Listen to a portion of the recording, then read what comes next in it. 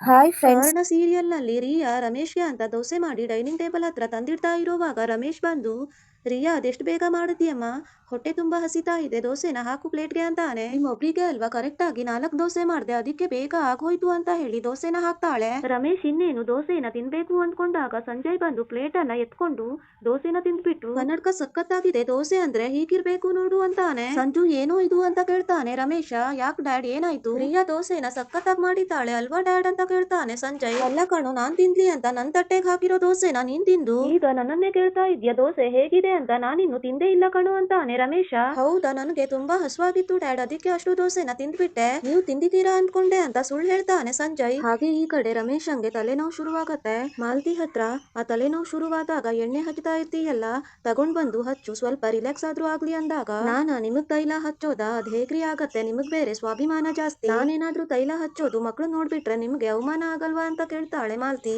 ಆಯ್ತಾಯ್ತು, ಆ ತೈಲ ಎಲ್ಲಿದೆ ಅಂತ ಹೇಳು, ನಾನೇ ಹಚ್ಕೊಂಡು ಸಾಯ್ತೀನಿ ಅಂತಾನೆ ರಮೇಶ.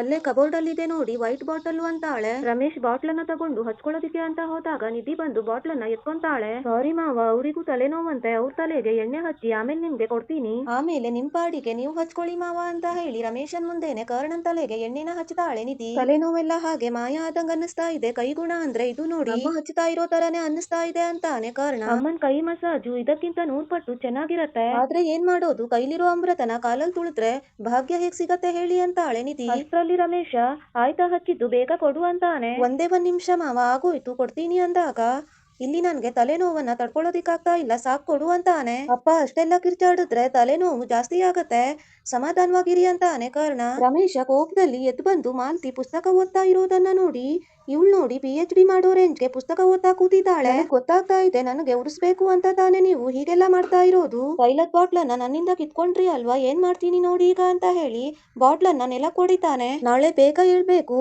ನಿಧಿಯವರೇ ಬನ್ನಿ ಮಲ್ಕೊಳ್ಳೋಣ ಅಂತ ಹೇಳಿ, ಅಮ್ಮ ನೀವು ಬನ್ನಿ ರೆಸ್ಟ್ ಮಾಡಿ ಮಲ್ಕೊಳ್ಳಿ ಅಂತ ಹೇಳಿ ನಿಧಿ, ಕರ್ಣ, ಮಾಲ್ತಿ ಎಲ್ರು ಹೋಗ್ತಾ ಇರೋವಾಗ, ಏನ್ ಹಾಗೆ ಹೋಗ್ತಾ ಇದ್ದೀರಾ, ಇದನ್ನೆಲ್ಲ ಯಾರು ಕ್ಲೀನ್ ಮಾಡ್ತಾರೆ ಅಂತ ಕೇಳ್ತಾನೆ. ನಿಮ್ಗೆ ಬೆಳಿಗ್ಗೆನೆ ಹೇಳಿದ್ದೆ ಪೊರ್ಕೆ ಎಲ್ಲಿದೆ ಅಂತ, ತಗೊಂಡು ಬೇಗ ಕ್ಲೀನ್ ಮಾಡಿ, ಗಾಜು ಚುಚ್ಕೊಂಡ್ರೆ ಒಳ್ಳೇದಲ್ಲ ಅಂತಾನೆ ಕರ್ಣ. ನಾನ್ ಕ್ಲೀನ್ ಮಾಡ್ಬೇಕಾ, ಅದೆಲ್ಲ ಸಾಧ್ಯನೇ ಇಲ್ಲ ಅಂತ ರಮೇಶ್ ಹೇಳಿದ ತಕ್ಷಣ, ತೊಂದ್ರೆ ಇಲ್ಲ, ಚೆಲ್ಲಿರೋದು ಎಣ್ಣೆ, ಈ ವಯಸ್ಸಲ್ಲಿ ಚಾರ್ ಬಿದ್ರೆ ಮೂಳೆ ಜಾಯ್ನ್ ಆಗೋದು ಸ್ವಲ್ಪ ಕಷ್ಟ, ಅದು ಅಲ್ಲದೆ ನೀವು ತುಂಬಾ ಇಂಡಿಪೆಂಡೆಂಟ್ ಅಂತ ಹೇಳ್ತಾ ಇದ್ರಲ್ವಾ, ನೋಡಿ ನಮ್ ಕೆಲ್ಸ ನಾವೇ ಮಾಡ್ಬೇಕು, ಬನ್ನಿ ಲೇಟ್ ಆಯ್ತು ಅಂತ ಹೇಳಿ ನಿಧಿ ಮಾಲ್ತಿನ ಕರ್ಕೊಂಡು ಹೋಗ್ತಾನೆ ಕರ್ಣ.